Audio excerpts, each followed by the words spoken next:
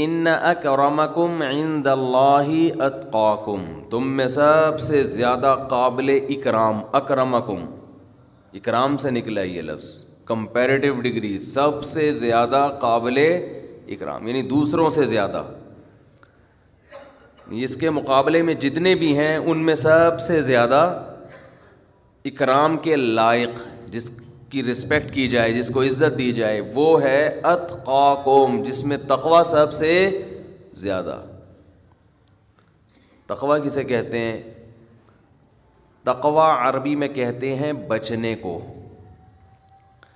تو اتقا جو ہے یہ بھی کمپیریٹیو ڈگری ہے، کمپیئر کیا جا رہا ہے کہ جو سب سے زیادہ برائیوں سے بچتا ہے اس میں عزت کا ریشو بھی اسی تناسب سے سب سے زیادہ۔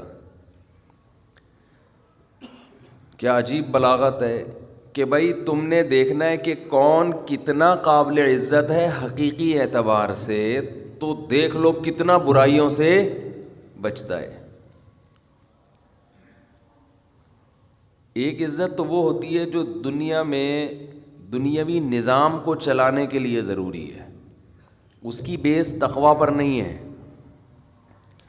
جیسے آپ کو اپنے آفیسر کی کوئی عزت دینی ہے، یہ دنیا کا نظام ہے کہ اگر آفیسر کی عزت نہیں ہوگی تو ماتحت اس کی اطاعت نہیں کریں گے، آپ کی کمپنی بند ہو جائے گی۔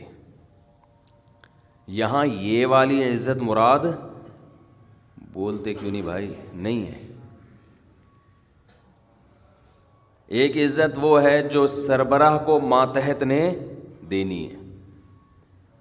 باپ کافر ہے، گھر کا سربراہ ہے، بیٹا مسلمان ہے، تو باپ بیٹے کی عزت نہیں کرے گا بلکہ بیٹا باپ کی عزت کرے گا، حالانکہ تقوی کس میں زیادہ ہے؟ بیٹے میں۔ لیکن چونکہ باپ ہے تو شریعت نے باپ ہونے کی بیس پر اس کو آپ کے لیے قابل عزت بنایا۔ یہ میں اس لیے دلیل دے رہا ہوں، یہ ڈیفائن کر رہا ہوں کہ آج بہت سے لوگ جو فقہ پر، حضرات فقہائے کرام پر اعتراضات کرتے ہیں نا قرآن حدیث کی روشنی میں، ان کو قرآن و حدیث کا پتہ نہیں ہوتا۔ فقہ کی کتابوں میں صدیوں سے ایک مسئلہ چلا آ رہا ہے، مجتہدین اس کے قائل ہیں، چاروں ائمہ اس کے قائل ہیں کہ جب لڑکی کا نکاح ہوگا تو اس کے ہم پلہ میں ہوگا، پیرلل ہوگا، لڑکا اس کا کفو ہونا چاہیے، برابر کا یا اس سے اونچا ہونا چاہیے۔ تو اس برابری میں، اس اونچائی میں اس کی ذات بھی دیکھی جاتی ہے، ذات سے مراد قوم، اس کا خاندان بھی دیکھا جاتا ہے، اس کا نسب دیکھا جاتا ہے، اس کا عہدہ دیکھا جاتا ہے، اس کا مال دیکھا جاتا ہے۔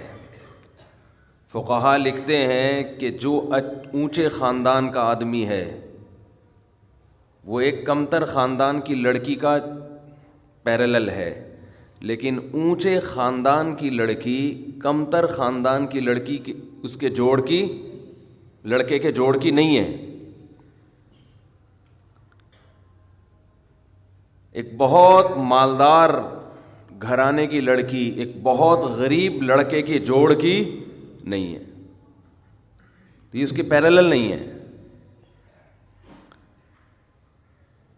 ایک ایسے پیشے سے وابستہ لڑکی جس کا باپ ایسا پیشہ ہو، کمانے کا ایسا ذریعہ ہو جو قابل عزت سمجھا جاتا ہے، لڑکا ایسا پیشہ اختیار کیے ہوئے ہے جو زیادہ قابل عزت نہیں سمجھا جاتا، تو یہ لڑکا اس لڑکی کے جوڑ کا نہیں ہے۔ میری بھی بحث ہوئی، جب میں نے کتاب لکھی نا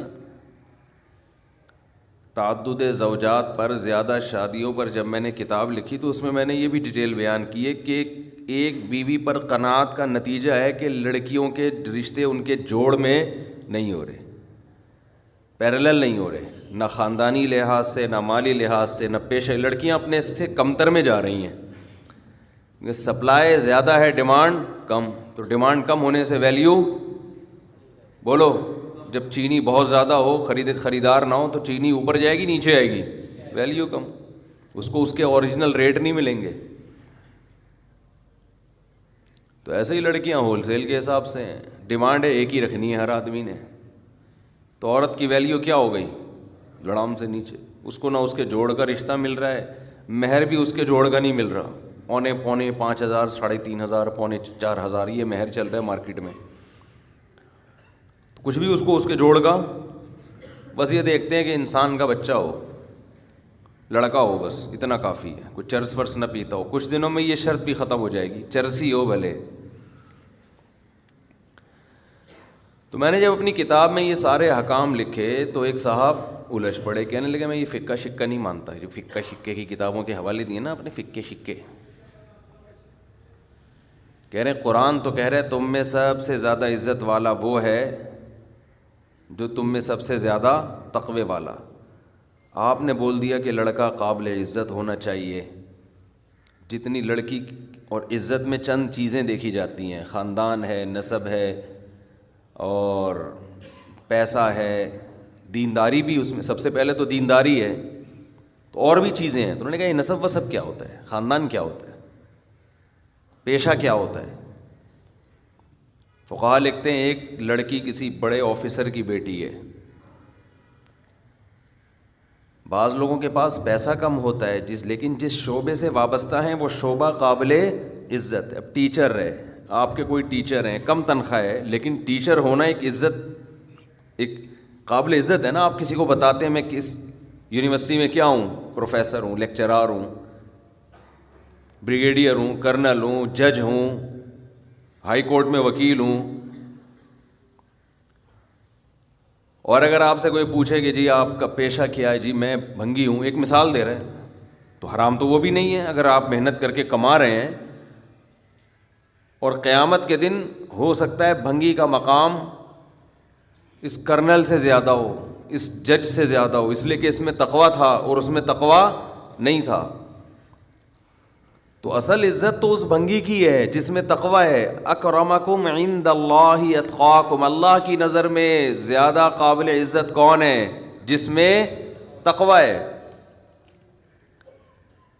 لیکن دنیا کے احکام میں اللہ نے, شریعت نے اس کی رعایت کی ہے کہ نظام کو چلانے کے لیے جو معیارات ہیں دنیا میں, وہ اگر شریعت کے اگینسٹ نہ ہو تو شریعت ان معیار کو نہیں چھیڑتی ہے, اس کو باقی رکھتی ہے. کہ دنیا کے نظام اسی طرح چلتا ہے کہ اگر آپ نے ایک جج کو اور ایک بھنگی کو ایکول کر دیا, برابر کر دیا, تو نظام چلے گا دنیا کہاں چلے گا؟ سپریم کورٹ کے جج کو آپ کو عزت دینی پڑے گی, اس کو الگ پروٹوکول دیا جاتا ہے, آفیسر کو الگ پروٹوکول دیا جاتا ہے, مینیجر کا الگ پروٹوکول ہوتا ہے, ماتحتوں کا الگ ہوتا ہے.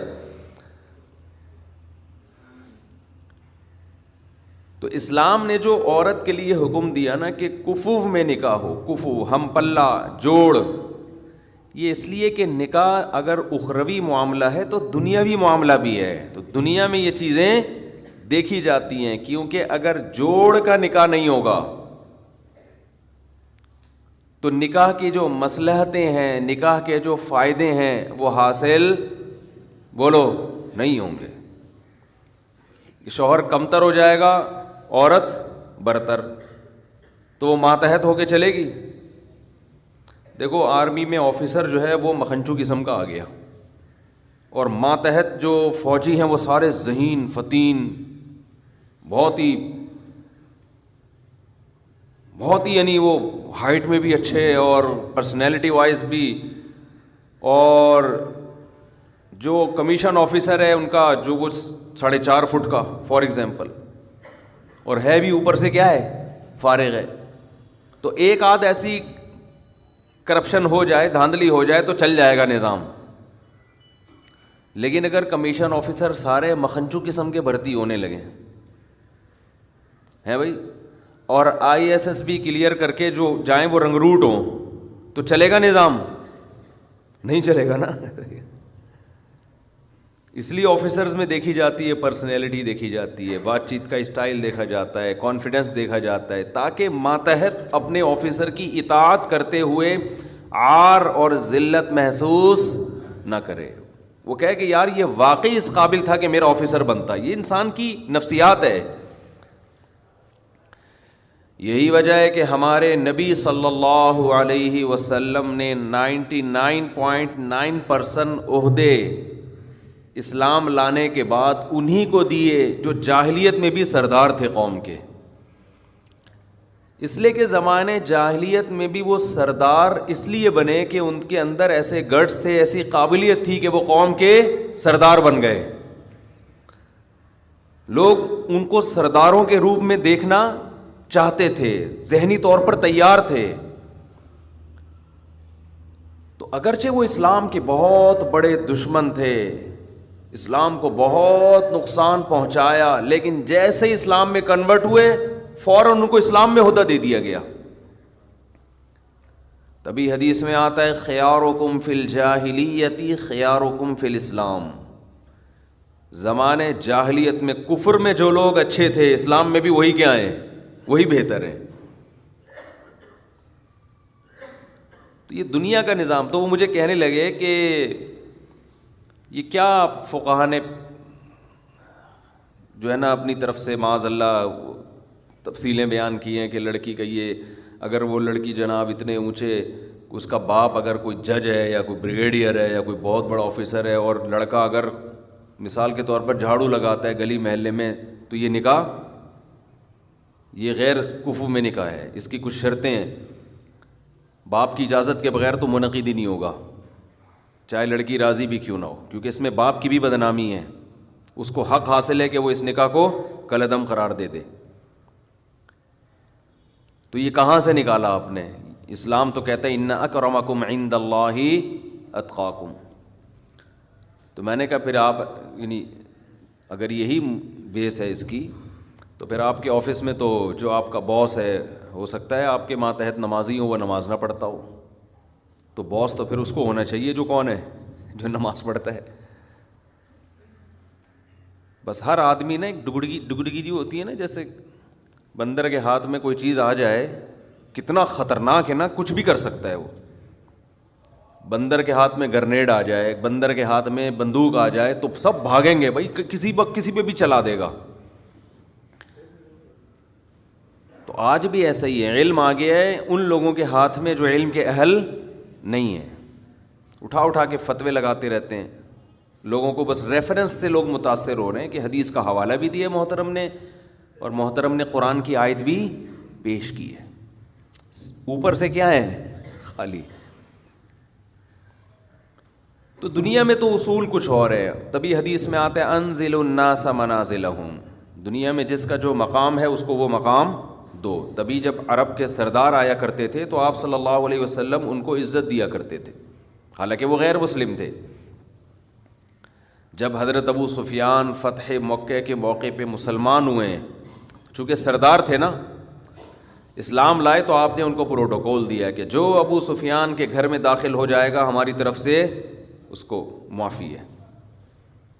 عزت دی آپ صلی اللہ علیہ وسلم نے ان کو. تو میں یہ عرض کر رہا تھا کہ لیکن اتنی بات ہے کہ ایک تو ہے دنیا کے نظام کو چلانے کے لیے کسی بیس پہ کسی کو عزت دینا. یہ جو دنیا میں عزت دی جاتی ہے اس کی بھی کوئی بیس